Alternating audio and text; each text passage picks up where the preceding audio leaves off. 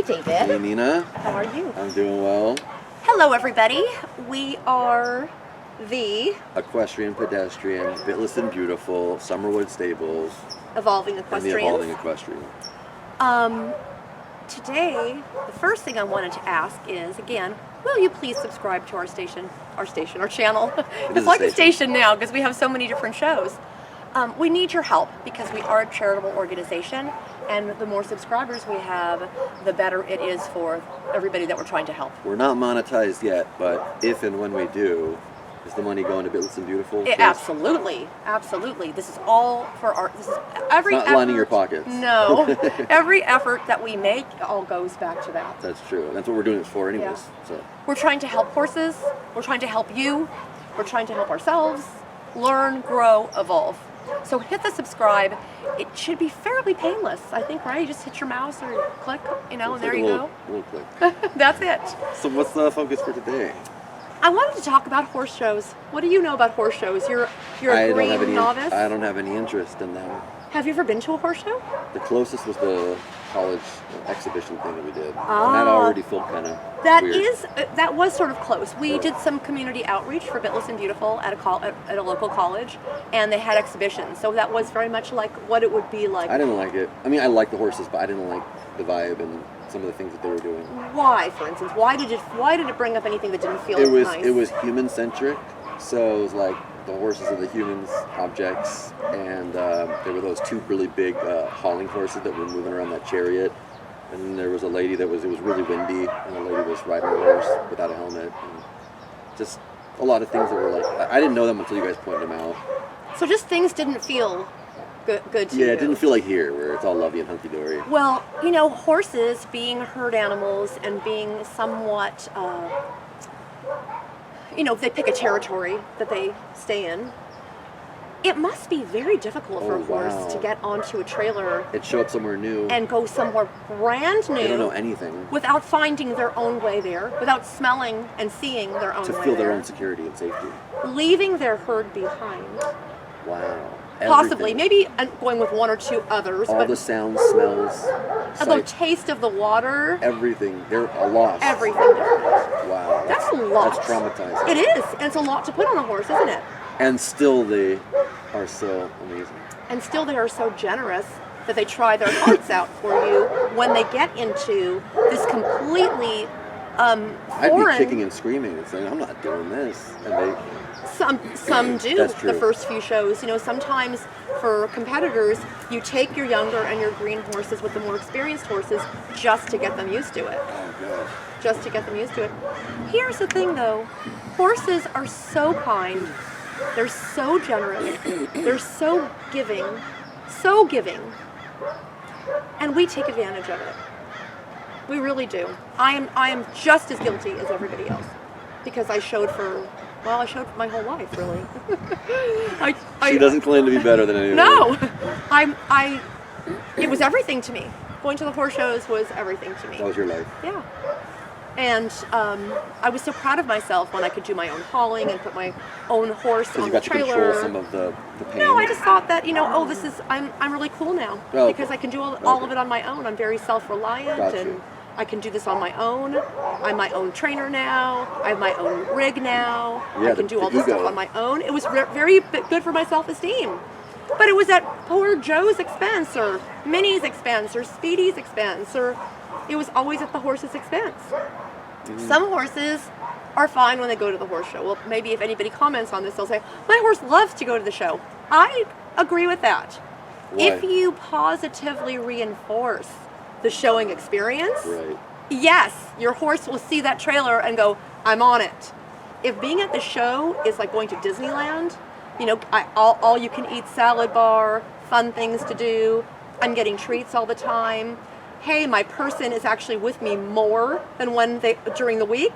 Oh yeah, that could be a good I thing. saw her all weekend. She was with me all weekend. I'm eating and I'm drinking and and I'm getting all my other needs met. I met new horses. If you can make it a positive experience, you can make that's not really anything fun for the horse.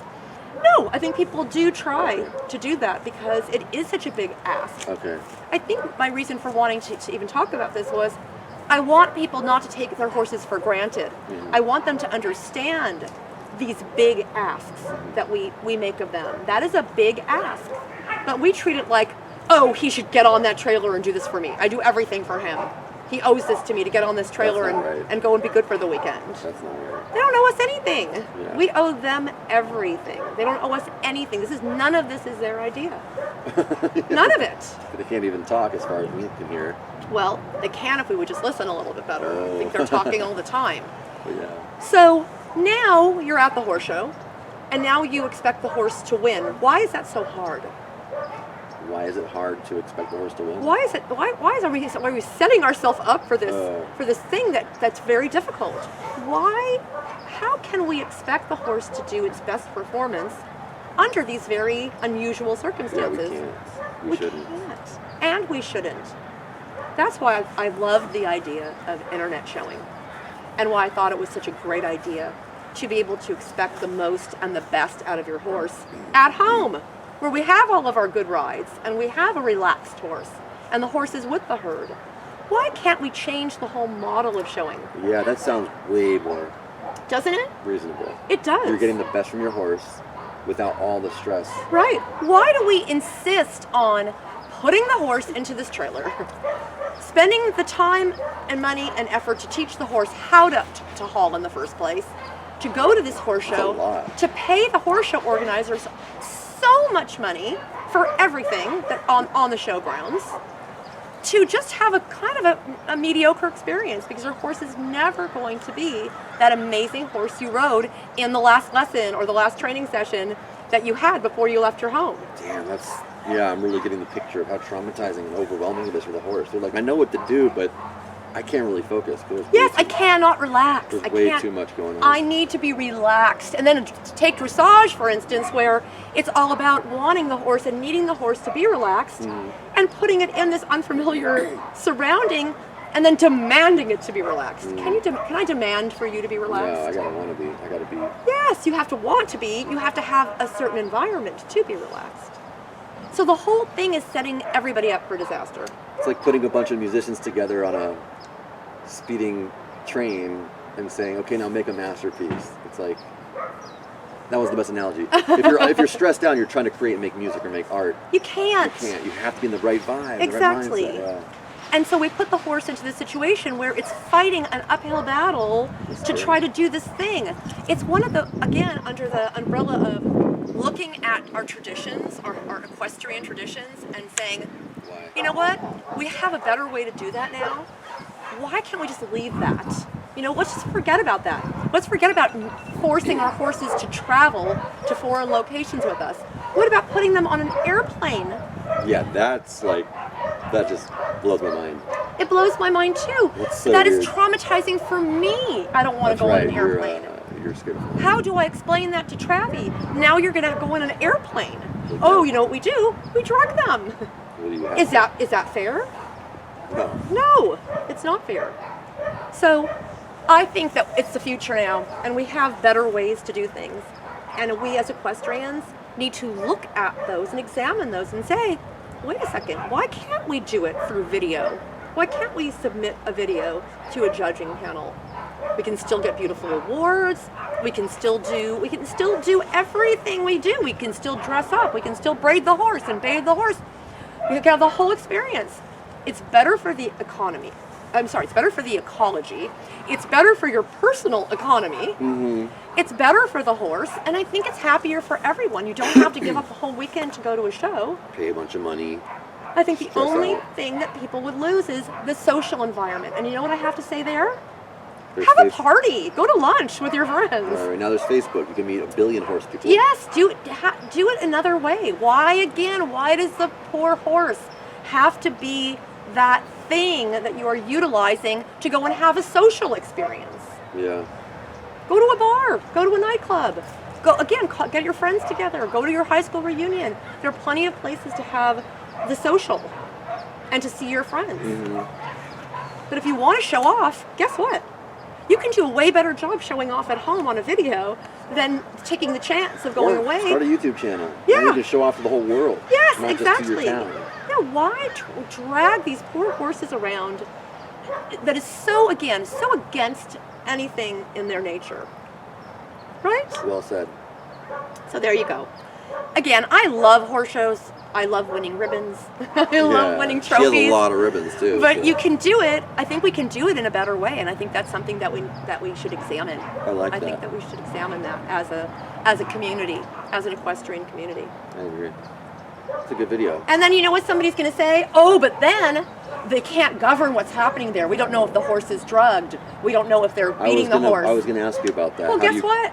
The FBI isn't doing anything about that anyway. People still cheat. Yes. Yeah. They're So still. Doesn't matter if it's on Zoom or recorded or in person. People are still. People are still doing it at the showgrounds. Yeah. They're doing it right at the one's showgrounds. watching. No one's watching your horse 24/7 to make sure you're not.